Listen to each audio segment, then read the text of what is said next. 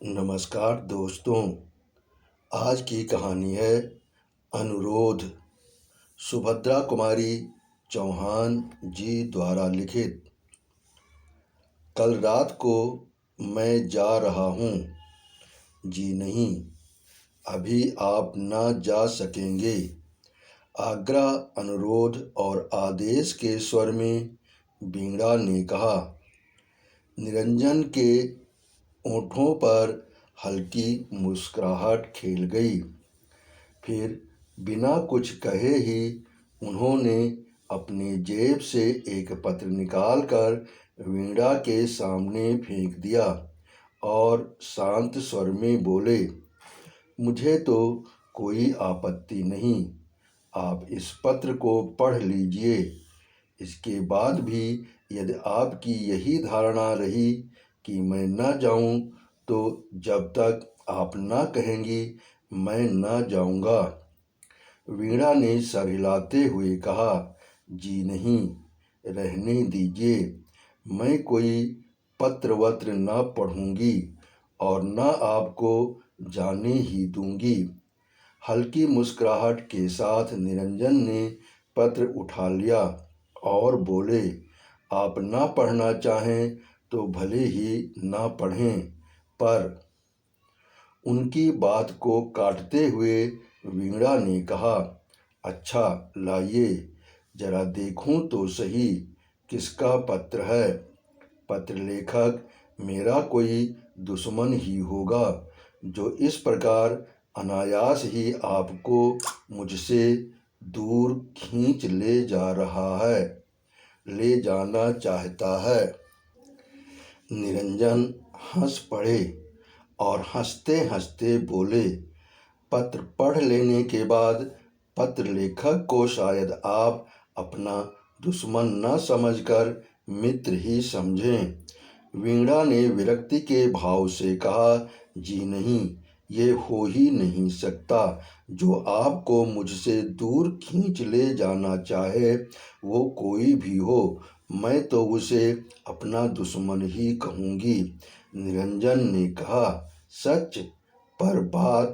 पर आप ऐसा क्यों सोचती हैं? वीणा ने निरंजन की बात नहीं सुनी।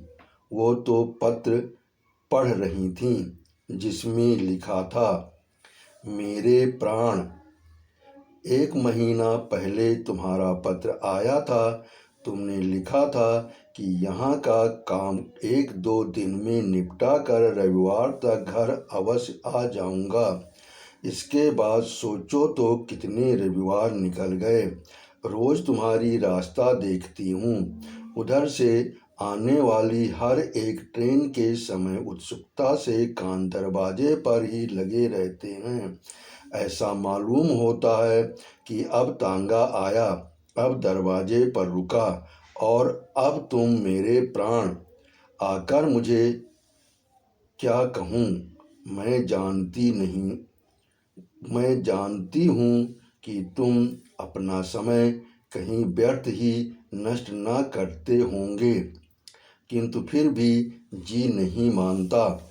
यदि पंख होते तो उड़कर तुम्हारे पास पहुँच जाती। तुम कब तक आओगे? जीती हुई भी मरी से गई बीती हूँ। जब 2 पक्षियों को भी एक साथ देखती हूँ तो हृदय में हुक सी उठती है। क्या ये लिख सकोगे कि कब तक मुझे प्रतीक्षा करनी पड़ेगी? वैसे तुम्हारी इच्छा, जब आना चाहो, पर मेरा तो जी यही कहना है कि पत्र के उत्तर में स्वयं ही चले आओ। तुम्हारी। पत्र पढ़ते पढ़ते कई बार वीणा के चेहरे पर विषाद की एक झलक आई और चली गई। पढ़ने के पश्चात पत्र को उसने चुपचाप निरंजन की ओर बढ़ा दिया। निरंजन ने पत्र लेकर जेब में रख लिया। कुछ क्षण तक दोनों चुप बैठे रहे। फिर वही रोज का कार्यक्रम, उमर खय्याम की रुबाइयों का अनुवाद आरंभ हो गया। निरंजन शांत और अविचल थे, किंतु वीणा स्वस्थ न थी। आज वह रुबाइयों को न तो ठीक तरह से पढ़ ही सकती थीं और न उनका अनुवाद ही कर सकती थीं। निरंजन से वीणा की मानसिक अवस्था छिपी न रह सकी। उन्होंने कहा, आज आप अनुवाद का काम रहने ही दें, कल हो जाएगा। चलिए थोड़ी देर ग्रामोफोन सुने। बाजे में चाबी भर दी गई, रिकॉर्ड चढ़ा दिया गया। इंदुबाला का गाना था, सजन तुम काहे को नेहा लगाए। 1 2 3। वीणा ने बार बार इसी रिकॉर्ड को बजाया। तब तक वीणा के पति कुंज विहारी ऑफिस से लौटे। बोले, वीणा, तुमसे कितनी बार कहा है कि इतनी मेहनत मत किया करो, पर तुम नहीं मानती। जरा अपना चेहरा तो जाकर शीशे में देखो, कैसा हो रहा है। वीणा कुछ ना बोली। निरंजन ने कहा, जी हाँ, यही बात तो मैं भी इनसे कह रहा था कि आप इतनी मेहनत ना करें, सब होता रहेगा। उस दिन निरंजन के जाने के बाद वीणा ने रात भर जागकर सारी रुबाइयों का अनुवाद कर डाला। अब केवल एक बार देख लेने ही की आवश्यकता थी। निरंजन की पत्नी का पत्र पढ़ लेने के बाद वीणा अपने आप ही अपनी नज़रों में गिरने लगी। उसे ऐसा मालूम होता था कि निरंजन के प्रति उसका प्रेम स्वार्थ से परिपूर्ण है, क्योंकि उसे उनका साथ अच्छा लगता है और इसीलिए वह उन्हें अपने दुराग्रह से रोके जा रही है। निरंजन की पत्नी की नम्रता एवं उसके शील और विश्वास के सामने वीणा अपनी दृष्टि में स्वयं ही बहुत हीन जचने लगी। निरंजन बहुत नम्र प्रकृति के पुरुष थे और विशेषकर स्त्रियों के साथ वे और भी नम्रता से पेश आते। यही कारण था कि वे वीणा का आग्रह न टाल सके।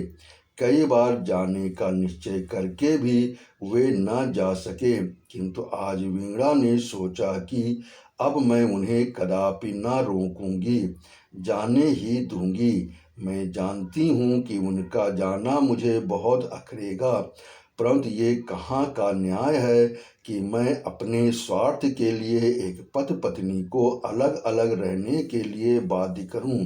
ना, अब ये ना होगा। जो बीतेगी वो सहूंगी, पर उन्हें अब ना रोकूंगी।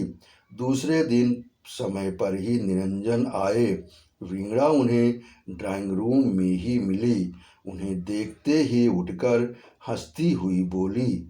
यद्यपि उसकी वह हंसी होठों तक ही थी, उसकी अंतरात्मा रो रही थी। उसे ऐसा जान पड़ता था कि निरंजन के जाते ही उसे उन्माद हो जाएगा। कहिए निरंजन जी, आपने जाने की तैयारी कर ली? निरंजन ने नम्रता से कहा, जी नहीं, मैं आज कहाँ जा रहा हूँ।